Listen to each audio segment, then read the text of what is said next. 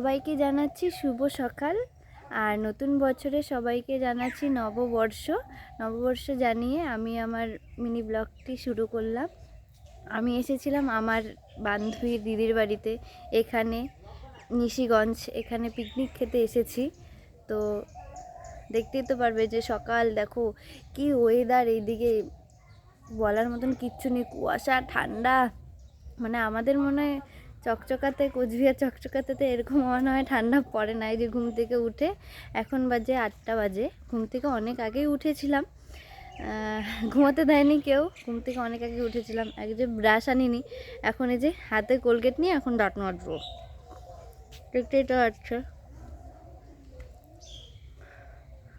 সকাল সকাল এই যে কি সুন্দর ফুল, কি সুন্দর ফুল না বলো?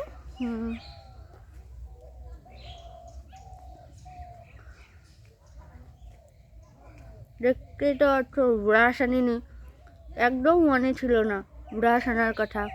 এই যে সকাল সকাল ওদের বলে এসেছি, দেখতেই পাচ্ছ।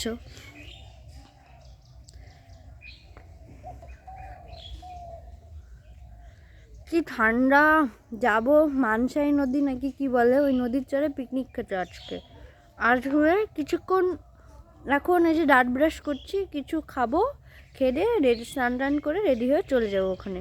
তোমরা যদি আসতে চাও আসতে পারো পিকনিক খেতে, ঠিক আছে? বাই এখনকার মতন।